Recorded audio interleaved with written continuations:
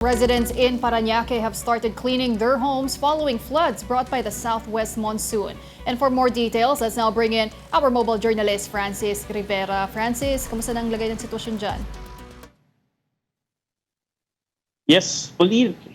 Ngayon nakita nga natin dito na halos subsided na lahat ng mga tubig baha. No? At kita nga natin to sa likuran. Kakatapos lang din kasi mag-clearing ops ng barangay dito sa may San Isidro. At isa nga doon sa tinuturo nilang dahilan no, kung bakit nga halos kita naman natin yung mga videos online kung saan halos lampas tao na yung baha na naranasan nila over the weekend dahil nga dito sa may creek. Actually dito lang to ay sa malapit sa creek itong katabi natin, ito yung creek.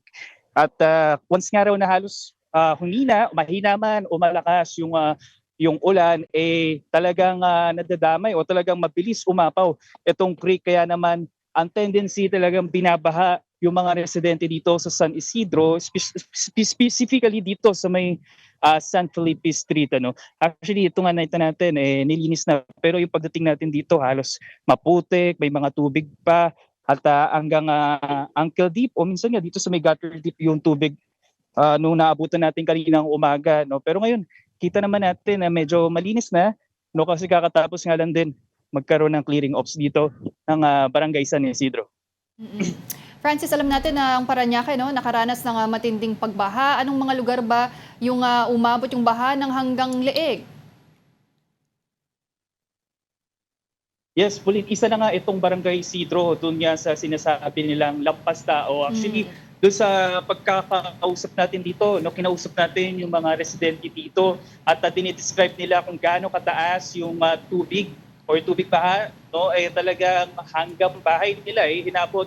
Actually, isa rin sa observation ko dito, matataas na yung bahay nila.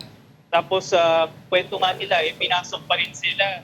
Kaya yung ibang mga residente dito sa second floor na natili over the weekend and hanggang kaninang madaling araw. Kasi kaninang around 6 a.m. nga lang daw, medyo humupa yung baha dahil hindi na rin masyado nag-uulan. Ngayon, Pauline, medyo sumisikat na rin yung araw ngayon, pero nakakaranas pa rin tayo ng malakas na hangin at panakanakang pag-ulan, pero hindi katulad nito mga nakaraan. So, yung mga residente dito naglilinis at talagang nakikita natin yung tubig sa kanilang mga bahay, no, yung mga pinasok nagpuputik na, kaya naglilinis na rin sila ngayon. Pero Francis, lagi bang binabaha dyan sa lugar na yan o first time lang to na umabot ng ganun kataas yung baha? Pauline, base sa kwento nga niyang mga residente dito, no, ilang taon na nga raw nila nararanasan yung halos lampas tao na pagbaha dulot nga ng ulan. Ano. Dahil itong creek, ito yung tinuturo nila itong creek na to, dahil yung creek na nandito sa ating tabi, itong creek na ito, ayan, ay connected to doon sa Las Piñas, Muntinlupa at some part of Cavite. And based doon sa kwento nila, parang nagiging catch basin sila ng tubig mula doon sa may highway na itong Parañaque. Ano, at kaya dito bumabagsak yung tubig. Kaya naman yung karamihan sa mga residente dito, talagang sanay na nga raw sila makaranas ng pagbaha, no? Pero ngayon nga lang daw itong Friday, no, nang nagsimula ng Friday, nakaranas sila ng mabilis daw kasi yung pagdating ng tubig o pagpasok ng tubig o yung pagtaas mismo ng tubig. So for the first time naranasan nila na mas mabilis, pero yung lampas tao na baha and yung mga nararanasan nilang matataas talaga na tubig, hindi na daw to bago para sa kanila. All right, thank you very much for that update. That was mobile journalist Francis Rivera.